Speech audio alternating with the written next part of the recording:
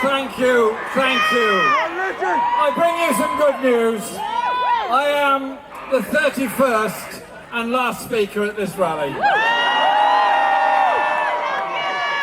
Thank you for coming and braving the rain. Thank you for your support and solidarity for the people of Palestine. And can I just say, it's a complete honour and a privilege to follow what the wonderful Barnaby Rain just said to us all.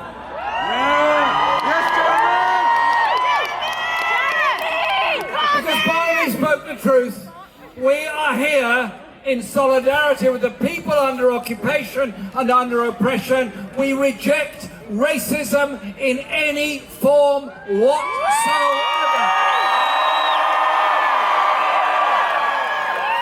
Be it anti-Semitism, Islamophobia, far-right racism, or any other form of racism. Racism is designed to divide and weaken. Unity strengthens us. Solidarity strengthens us. Mobilization strengthens us.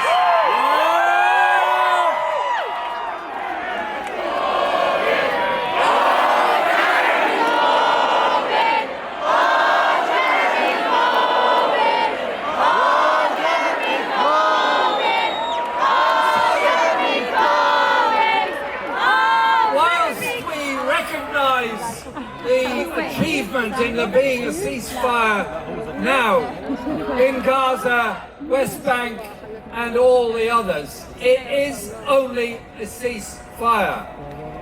The issues that have to be addressed are the big ones. But I just say this, had there not been the global demonstrations of the past 2 weeks, had there not been demonstrations in so many towns and cities all over this country, if there had not been that wonderful global map of outpourings around the world in solidarity with the Palestinian people, I do not believe the ceasefire would have happened at all.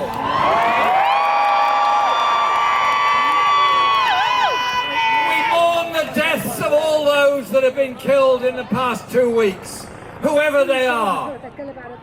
A Palestinian child, an Israeli child, a Palestinian refugee, an aid worker, anyone who's been killed should not have lost their lives. Their homes should not have been destroyed. And children should not grow up having seen their own home demolished by a bomb dropped from the safety of thousands of feet up. The occupation is the issue. The occupation of the West Bank, the siege of Gaza, they are the issues. And so whilst the ceasefire is obviously a step forward, unless the fundamental issues are addressed, we will be here again. But I simply say this to those naysayers around the world.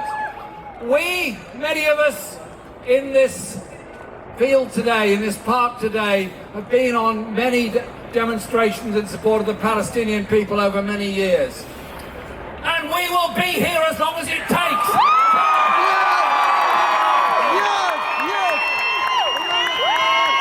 will never give up on the Palestinian people. We will never go away from the Palestinian people and their cause.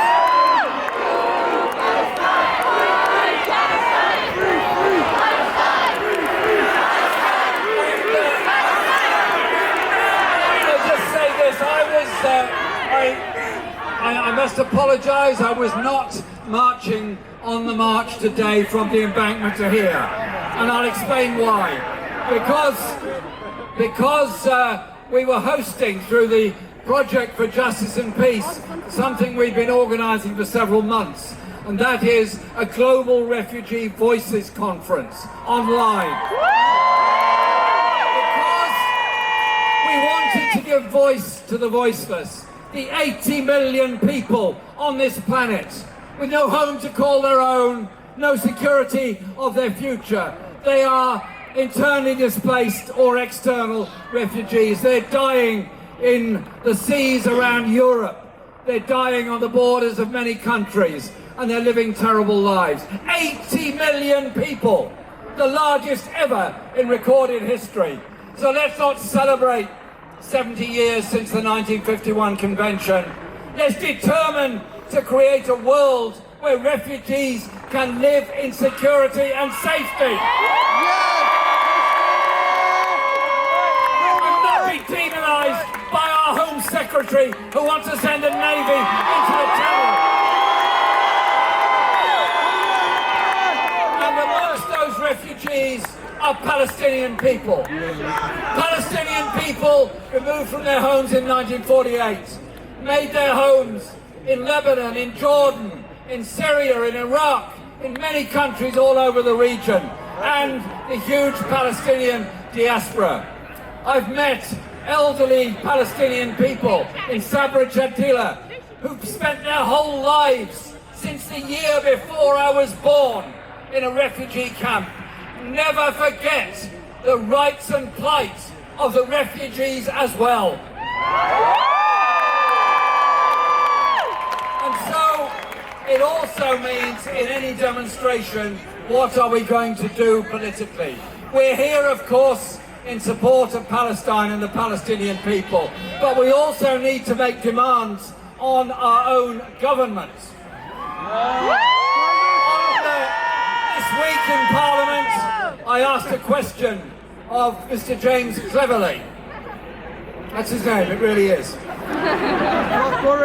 About British arms sales and British military cooperation with Israel. I asked him if he could assure me that no weapons supplied by Britain were being used to bomb Gaza. He could not give me that assurance. He could not answer my question. He would not answer my question on the nature of the security relationship between Britain and Israel. So I say this, from this demonstration today here in Hyde Park, we call for the end of all arms supplies to Israel.